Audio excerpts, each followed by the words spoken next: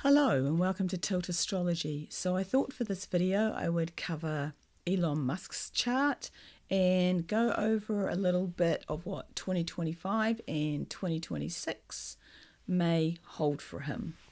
So as I've already stated in a couple of other videos, I'm a sidereal astrologer. I'm not a Western tropical astrologer. I have kind of taken things I find very interesting from Vedic and also things I find very interesting from Hellenistic astrology and kind of combine them together, and it seems to work pretty well. So looking at his chart from a sidereal perspective, what can we notice? Well, the first thing is his first house. And his first house, so I'll just highlight that, his first house is all about him. And interestingly, the helm or the lord of the ascendant is Mercury, and it is in its own sign of Gemini with the sun. So immediately you get a sense of a person who is very intellectual, very into business, and it's all about his persona, and this is about him, and he wants to shine as an individual. The ascendant is right on top of the star of Sirius, which is quite an important star, and it's about ambition and pride and fame and leadership. It's also about wealth, but it's also can represent a person who can be extremely impetuous and maybe a little bit emotional. The sun here is kind of introducing a little bit of combustion for Mercury. Combustion in Vedic is about 14 degrees, so it's within that degree. And the interesting thing is Mercury here is in with the bound of Mars. So Vedic Valen says this can represent kind of being a wanderer, being destructive, being very inquisitive, but it's kind of more like a bloodlust inquisitive. So very mentally sharp, but very burned by Mars. And once we see what Mars is doing, it adds more weight to it. And then with the Lord of the Ascendant being its own sign, so you get a very powerful personality, but there is a risk with this little bit of combustion to the sun that there's a bit of a burnout risk, may overthink, just could be kind of too much for that person. So if we go over to the moon over here, it's in Leo, so ruled by the sun. And the third house is very much about storytelling and siblings and early childhood education and a bunch of other stuff. So the moon here is, it was new on the 22nd of June, and he was born on the 28th of June. So it's in the first quarter, so it's not hugely bright, but it's waxing rather than waning. So his power increases rather than decreases. So emotionally kind of expressive. I mean, the moon is that quality of the moon, basically. So it's waxing and waning. It's got a slight feminine feel to it. But it's in the bounds of Saturn. So it kind of brings in, according to Vedic Valens, a natural cleverness, but very secretive. So, and searching out secret things, because Saturn has that whole thing of secret law, especially being in the 12th house. It's great for writing and storytelling and media and teaching. So you can see that combination happening with sun ruling over the moon in the third house. So he is very strong on the storytelling aspect of whenever he gets in front of, he's talking about Tesla as a company or SpaceX, he always paints this picture of what that technology could mean in the future. So the interesting thing is the second house, which has Ketu in, ruled by the moon, that connects up the storytelling. So in Vedic, the second house can also represent your speech patterns and a little bit of your family legacy or your family and the nourishment you get from your family. So with Ketu in here, it's kind of introducing this problem with speech patterns. So maybe a little bit of detachment, because Ketu is traditionally detachment from life a little bit. So Ketu's sitting here, ruled by the moon, waxing and waning, a little bit detached from money, sort of slightly odd speech patterns, can be a little bit imperious, but at the same time can be great-hearted, but can be judging, can be temperate, but rules. I mean, it's a very on-again, off-again thing in the second house. And it can also disrupt the sort of family legacy and how that person feels about the family. So if we go over to the 6th house, so this is really interesting. So Jupiter is in retrograde and it's in an enemy sign, which is Mars.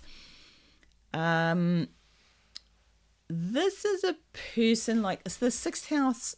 The 6th house is, day-to-day life, but it can also be your employees. So I don't know if his employees have that great a time in any of his companies, because it's in retrograde. It's ruled by Mars. It's kind of internalizing everything. And because, again, it's in the bounds of Mars here, according to Vedic Valens, it can represent someone who can be easily upset, unsteady, very frank speaking, arrogant, uneven in fortune. So, yeah, and that fits into this whole thing of, like, he's really good at painting a story and telling people about what his technology could do in the future, but he can also be very all over the place, basically, especially presumably in his companies. He may be telling people one thing and then changes his mind, which I think we've seen. So if we go up to, I should also say this, it's great for, this could be great for like analytics and system type work, but again, this person's going to feel very misunderstood and maybe quite isolated when they're at work. So if we go up to the 8th house up here, now this is really interesting. So Mars is exalted in Capricorn. So this is the 8th house. What is it about? It's about loans, debt, money you get from other people, inheritance. And Rahu is this is the drive. This is the drive for worldly fame, worldly possessions, for money, for just getting yourself out there and known. And it's conjunct Mars. So this introduces a very intense drive. This is a person who wants money. The 8th house is very much about bringing that money to him. But interestingly, so in just as a divergence, so in Trump's chart, here's Jupiter down here. So this is stuff coming to him, coming to Trump through various working endeavors. So it's money he earns himself from friends and other people. It doesn't emphasize the debt angle so much. This is very much money from other people. So he's getting wealthy by people bringing in money to him. So you have this this person who's wildly ambitious, very much into money, and that money coming in from all sorts of different sources. He hasn't necessarily directly earned it per se, if that makes sense. But yes, that money is coming to him. Now, Rahu is within the bounds of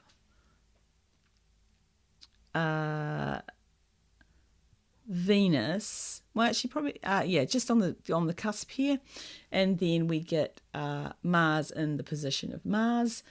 So what do we got here? Mars is exalted, very strategic, very powerful, can be quite prosperous but dictatorial, wants to rule in everything, and destructive. and can be quarrelsome to the bitter end, basically. Also a bit of a wanderer. And then Rahu, it's kind of doing its thing. I don't think this makes much difference to it with this. Sorry, I said Venus. This Venus influence, because Venus is over here in the 12th house anyway. Maybe a little bit of solitude comes into play. But this is extremely ambitious. This is drive. This is technology, working, joint venture, getting money from other people, right? So now we go over to the 12th house. So this is interesting. Saturn is over in the 12th house, and so is Venus. So 12th house is, solitude, self-undoing, burdens. Saturn doesn't mind being here. It's kind of okay with this.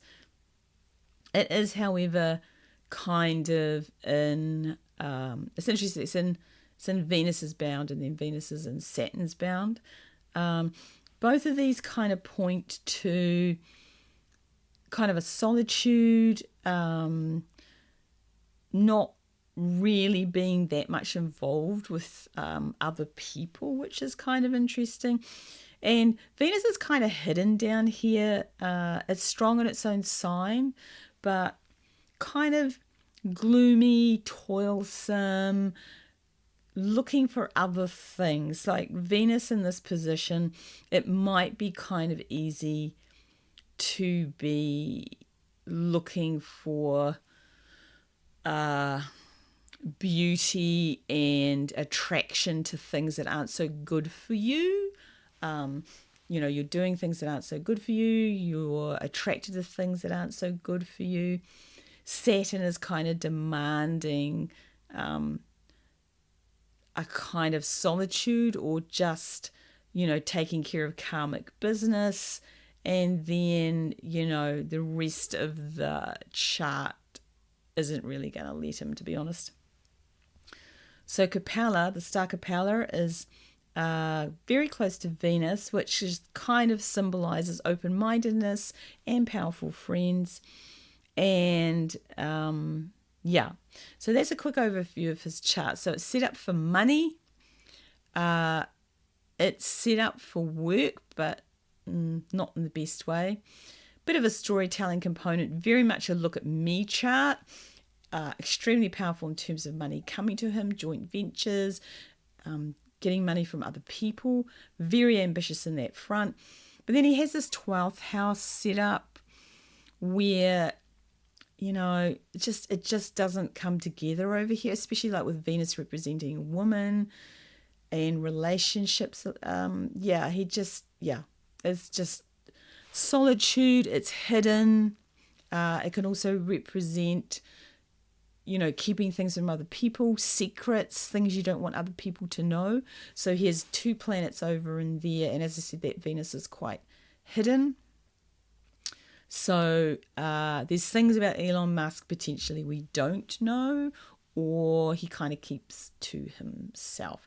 And that would also affect, by the way, because it rules the 5th house, which is Libra. So that's also going to play into his luck a little bit, or his children.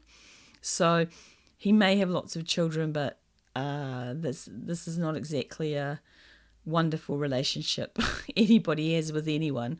I'm not entirely sure his children particularly think he's a great guy, and also that isolation aspect. So that's a brief overview of his chart. So if we go over to his Dasa periods, interestingly, he is now in Rahu. So this is wildly ambitious. This fits into this again, right? So he's wildly ambitious, and that's to 2031. Money, ambition, drive, wanting the world and wanting to have that rulership, or have that just wanting things, basically. Now, if you look down at the Antidasa periods for Rahu, so he's doing pretty well. Like Rahu was up to 2016, Jupiter was to 2018, Saturn, he kind of coped with it. Mercury, powerhouse. Then he hits a wall because he hits K2. So he still has that money angle happening, but it doesn't go so well for him. So it's speech and also not treating his money as he should, giving it away, perhaps for the wrong purposes, into the wrong areas in his life, i.e. political campaigns. It hasn't served him particularly well. Then we hit Venus in March of 2025. So this is an interesting one because this again speaks to potential isolation, being distracted by other things that he shouldn't be distracted by, and searching for kind of or attracted to things that are appealing but maybe don't serve him that well. So now we'll duck into his solar return.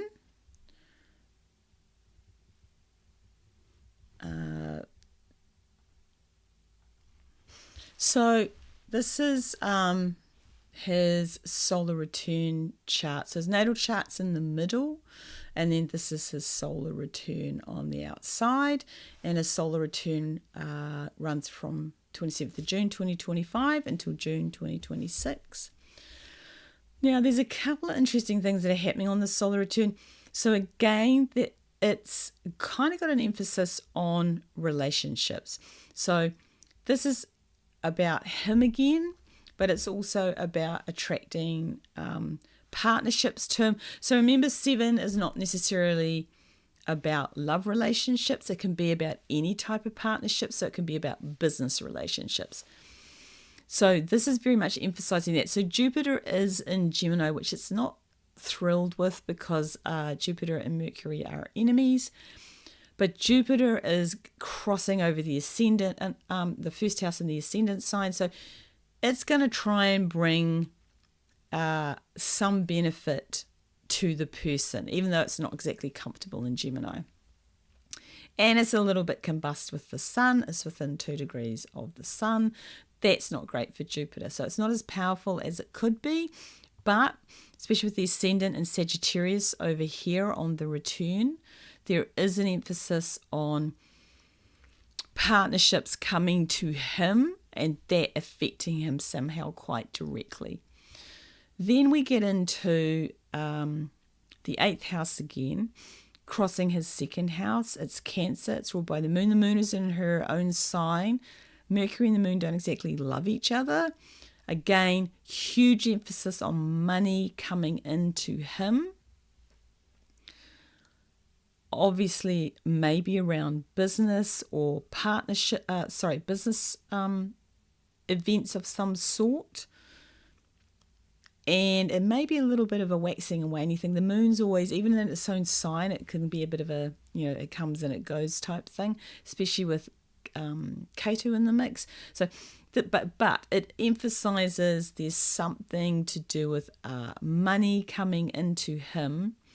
Now, the interesting thing is when you get to Mars in the 9th house on the solar return, with Ketu crossing the natal 3rd house, and you get Rahu up here on the solar return in the 3rd house crossing the 9.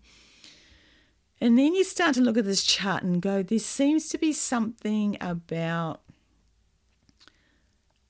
a connection to travel or people who live overseas, and they bring in this element of being involved with him because that's his emphasis on him. And because Mars is in here, it does say that perhaps he is somehow bringing in, he's either overseas or there's somebody from overseas that he forms this connection with. And then as we go through, Rahu's up here, so the ambition with this for some reason. This could also be the law and judges and courts. So hard to judge, but there's a big emphasis on this and him wanting to do something in this area. Mars, as we know, can also represent technology. So again, it could be a technology thing. Maybe he does get a rocket off to Mars. Who knows? We have Saturn and Pisces on the 4th house crossing the 10th. So this says to me he's very much, working from home. He's trying to just work through things. Saturn wants him to work. And he's basically, his house is basically work. And his work is basically house. So he's just working, getting things organised. Saturn's going to force him to do that. And then Jupiter is ruling that. So that's quite expensive for him. And again, that kind of emphasises that it's very much relationships or business partnerships of some sort is, putting him into that position. Now, Venus is at 27 degrees in Aries, and Venus does not love this at all. This is an extremely difficult position for Venus to be in, and ruled by Mars down on this 9th house. It doesn't speak to me of anything being particularly lucky this year. Like, there are things happening, but it's an absolute grind. Like, it just, he's going to have to work hard for everything. And there's not a lot of luck involved in this. He might be kind of quite argumentative as well. So he's still trying to bring in money. He's working really hard. He's got some sort of connection with, it's either legal type stuff or it's overseas, and this is somehow bringing in money, but it's not kind of becoming an easy to him. And as I said, there is this expansion on the 7th house, so there is an implication of, I think it may be less about an actual partner, but it's business partnership. So he's really trying to get partners to kind of talk to him, bring in money to his ventures, which is what this might also be showing. So now I'm just going to animate this chart, and we can just quickly buzz through each month and get a sense of the overall theme for the year.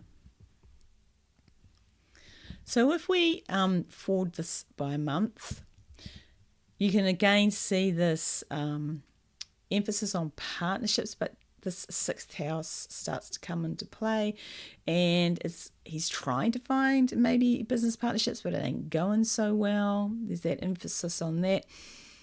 8th house crossing 3. He's telling people, he's trying to tell people and attract people to him via stories and like, hey, let me tell you how this is going to work out for you. Mars is okay here. Moon is not so thrilled to be here. So this says to me he's working on some sort of partnership. There's a few things in retrograde. Mercury doesn't work so well in retrograde. Don't worry about these because Ketu and Rahu are always like this. And then we have Saturn in retrograde. So Saturn is kind of letting loose the reins a little bit. Saturn is not so disciplined when it's like this. So he's trying to do things, not a lot of discipline potentially involved. And that's over July. And then we get to August, and Saturn is still in retrograde. And now it's kind of bringing in sort of how does this affect him from a money aspect. He may have a little bit of luck coming in over August, or not that we will know about it, but something might be brewing in the background. Hard work to try and get that money in. Again, that contract question comes into play. Money again connected to Mercury, hard work, and a little bit around him emphasizing this legal, it may be a contract actually, because this is business partnerships over 9 and 1, so maybe there's some sort of contract in play at the moment that we don't know about. September, hard work again. The contract's probably already having some problems. Nothing's particular. Mercury's okay here. It's in its own side in Virgo. So hard work's probably okay. Like he's working really hard and it's actually working for him. But then we have Saturn up here in retrograde on the 12th house in crossing his career path. So there's something happening where maybe this is not working so well for him. Venus is going to try to have a little bit of luck here, but it's with K2, so I'd say that's kind of maybe acting in a completely different way for him. He thought something might pan out, but it may not be panning out for him. And he, with Venus kind of still retrograding on the 12th house, it does seem to say he might be more isolated, or, that hard work he's putting in is not working out for him. So now if we do October, Saturn's still in retrograde, almost back into its own house of Aquarius. Luck, not so much. Venus might try to do something here with his career, but as I said, Mercury is an enemy of the moon, and I don't think it's so fond of Venus. It's going to try here, but Venus is going to try here. Hard work again. He may get slightly more progress this time around. Mercury in Mars's sign, crossing Jupiter, which it doesn't like. Hard work on contracts. The first house in that month is crossing over into the 12th. I don't think October, I don't know if it's going to be that good for him. There is a kind of hint he might get some money coming in from this partnership he takes out, but it's going to be really hard earned, and it's just a grind. It just feels like a grind. Like everything is like he's trying to get things to work and maybe it's not working for him. November, same problem. And now we have Venus in retrograde and we have Saturn in retrograde. So, and you know, first house crossing first house. So sixth house, hard work, trying to get it done. Mars is going to help him out here because it's its own sign, Scorpio. So this is a real emphasis on his day-to-day working life and his employees, and he's all about this space. Venus does not particularly like being here, and the sun's in the middle kind of trying to mediate it, but it's all about work. It's all about his employees and his work and what the heck he's trying to do. And Mercury is in retrograde on the 5th house, being ruled by Venus, who's barely into the first degree and in a sign it doesn't like particularly. I think it's a little bit neutral. It doesn't like Mars. It's a little bit neutral in here, but, you know, it's not in any position to do anything. And then Mercury's retrograde, and it's like, you might as well not even bother. This is not happening.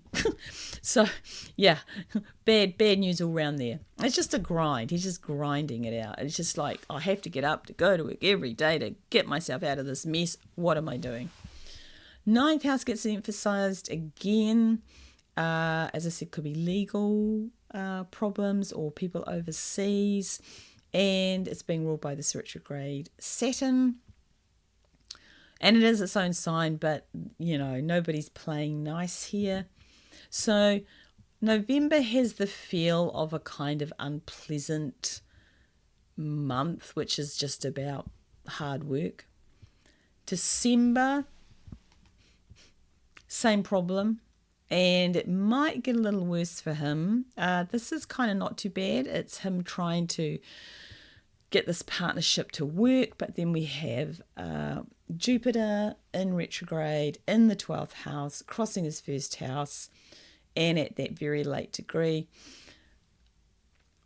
And almost, it's kind of, you know, having an influence over Mercury. So secrets may come out, or he sabotages something somehow. Jupiter's trying to expand it, but failing, I think. And these are not great houses. 6 and 12 is just, it's all about having, again, to do a lot more work and maybe not getting rewarded for it, or whatever he's doing is hidden and affecting him personally. The moon is up on 9 with Saturn. So, back to that thing of there may be some overseas influence or legal things on 10, and it's being ruled by this retrograde Jupiter. So, I don't know, might not be too great on the career front. This is again him trying to right the ship, I think, and trying to do all these things to get money to continue to come in, and working very hard, and kind of maybe just maybe shooting himself in the foot a little bit. January 2026, same problem, although now it's crossing his 8th house. So with this setup, he may actually be starting to get a bit of traction on this point. He's worked really hard. Saturn's supporting it. Mars exalted. Mercury and Venus, they're like, we're here. Sun's here, kind of frying everything next to it. But again, working really hard, and this might be starting to pay off a little bit for him. He is seeing things coming to him, although Saturn does tend to delay things. So money coming from other people may be very delayed in connection with his career and his business. We have the moon over here. Quite likes being around Venus, but again, it's 10 crossing 12. So it keeps showing up themes that things around the career may be kind of hidden. And again, we have this retrograde Venus in 11, which is friends and social groups, that sort of stuff. And his first house in this case is crossing the 3rd with K2. He's trying to tell a story. So in December, he's trying to tell a story about what this business means to him and how it works. And he's trying to bring in partnerships like money from other people. And he's working very hard at it. But I think things keep popping out that maybe dent his ambition a little bit, and he may be kind of be abandoned by people he thought were his friends, and he's trying to paint a good picture, but maybe that picture's not paying off. We get to February, and there's a huge pile up here. Again, work, day-to-day living, just trying to keep everything on track. That 9th thing again. So again, an emphasis on this possibly having a connection to legal things or people overseas. The partnership now comes across on the 10th house. And again, the 10th house crossing is first. So this says to me career things again. Again, retrograde Jupiter. So a lot of emphasis on this, but maybe not going so well for him. There is a bit of luck coming to him from other people, though. Like he is going to get some of his social group are going to be involved on this. And then we have this 12th house sitting on top of all this, crossing the 3rd on his natal and the 6 over 9. So I'm beginning to wonder, just spitballing here off the top of my head, is he throughout the year trying to get money and trying to write his businesses, but he's actually looking at maybe selling some of his businesses to other parties so he can bring that money in and reduce his responsibilities to so much stuff. So, he's got Tesla, he's got SpaceX, he's got presumably other things on the boil, including his taxis and the robots and AI and everything else. He may just be, by February 2026, going, I have to consolidate or I'm not going to survive, and I want 2 or 3 very successful businesses, and then someone else can pick up these other businesses. And then he can repay some of his debt. And if he is thinking of doing that, it's an overseas connection. March, the pressure comes off a little bit. He's still getting help from friends. Jupiter is in much better condition.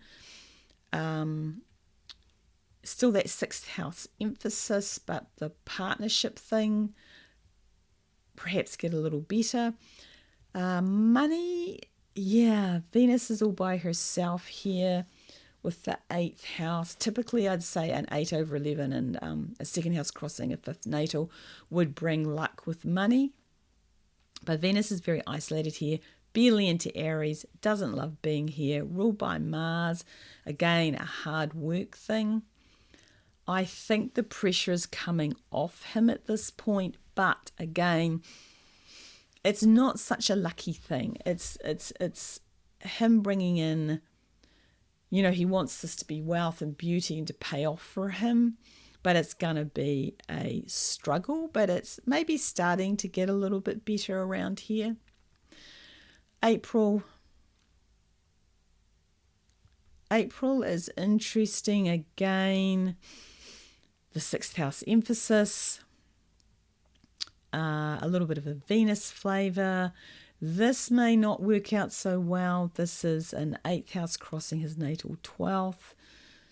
He could really be in the weeds here. He's trying, she's in her own sign in Taurus, and it can be very, very steadying, but it's about wanting something more sensuous. So he could kind of be in the weeds here a little bit, like he's wanting this stuff to work. The sun's quite good here. It's very good here. It's in Aries, like it's exalted. And it's ruled by Mars. So, it's trying to get that partnership to pay off. And there's a bit of him starting to dominate in that partnership. But again, hard work. And connected to other people. So there's this really strong connection to whatever this is, like legal or overseas people, that is coming through quite strongly. I don't know if it's a huge advantage to him, because that debt is crossing 12, and 12 can very much be about debt, and that debt having to be repaid. So maybe he's starting to, there's some things where the money situation for him is not working out so well. Then we get into May. Same problems. Although this is interesting. So we have Jupiter and Venus in Gemini crossing 1st house, and it's house 8. So that's going to try and expand that whole thing of money coming from other people. But then if we look for Mercury, it's right on the edge of the 7th house, again about partnerships, crossing the 12th house, which again, Venus is not in a great condition here, and self-undoing, being isolated, being attracted to sort of sensual things, and kind of getting trapped in the 12th house. Bit of an emphasis on hard work again, and that's kind of bringing in social groups for him. Saturn in the 5th house, Saturn's not interested in giving you anything about luck in the 5th house. It's just like, well, I'm here and I'm going to block everything and kind of deny, because that's what I do. I'm Saturn. And we have the moon over here in Libra, again, 12th house coming in. So I think he spends a lot of this year trying to get various business deals going. He might be looking to sell off some of his businesses to get money to come in. He's going to get a little sidetracked throughout the year by various things. It kind of is this hard work element, but very hidden. So it might just be that we don't hear from Elon Musk that much because he's off trying to get other things to happen. And then if we get to June, that's setting him up for 2026. So his solar return happens for 2026 to 2027 on the 28th of June at 2:55, 29 seconds in the morning, so 2 a.m. So just before that happens, there's this very large emphasis on money again. So it may be for the upcoming year, he does actually manage to pull everything off and it finally works out for him. And he does have very large sums of money coming into him, although it is ruled by Moon in a sign, again, involving Mars. So not thrilled to be here. Little bit of elements of, again, being hidden. So his year is very interesting because there's huge emphasis on the 6th house, which, as I said, is hard work and your employees and just getting up and doing your daily duty all the time. There's an emphasis off and on the 12th house, which is interesting because that's hidden things or things we don't know, but just solitude, maybe self-undoing, but also maybe being attracted to things that are not so good for him. And there's always money involved. So he's trying to pull off some sort of deal, I think. And it kind of works out for him. Again, I think there's either a legal or an overseas element to this, like possibly foreign buyers. I mean, it might also show, just a thought, might show he's trying to buy a business and not sell it. So he's trying to get involved with something else and he has to come up with the money to buy that. Whatever it is, it's hard work and he's just going to have to kind of get through this year. So that's it. That's my interpretation of Elon Musk. So hugely ambitious. He's in a hugely ambitious period of his life. He's going to work very, very hard to get where he is. And later on, let me just show you that chart. So just popping over to his Rahu period. So once he hits 2028, he gets into his sun period, for a year. That's going to be very good for him. That's all about him. Possibly he hits 2028 and he gets a really good year, especially combined with Rahu. Very much an emphasis on him. And as I said at the start, his Mercury's in pretty good condition. So he could do extremely well here. Moon, not so bad either. And then Mars, my God, if he gets to 2030, it's all on. Mars and Rahu together on the 8th house. Yeah, he could be, if you thought he was rich now, he could get to 2030 and be even richer, which would be interesting. So that's it from me. I just realized I just turned on a tool. Very sorry. So that's it from me. I think, it'll be very interesting to see what happens through these next phases of his life. After that, he hits Jupiter, which could be problematic for him because, it's in retrograde in the 6th house. But he probably won't care if he gets through this Mars period. If he gets through to this Mars period and everything lines up for him, he could be, pretty wealthy, like more wealthy than he is now, which is kind of mind-boggling. So that's it from me. I hope you enjoyed my ravings about Elon Musk and my interpretations, and hopefully I won't be too long before I make another video. Thanks for watching, and hopefully, as they say, if you'd like to like and subscribe, that would be great. Talk to you later. Bye.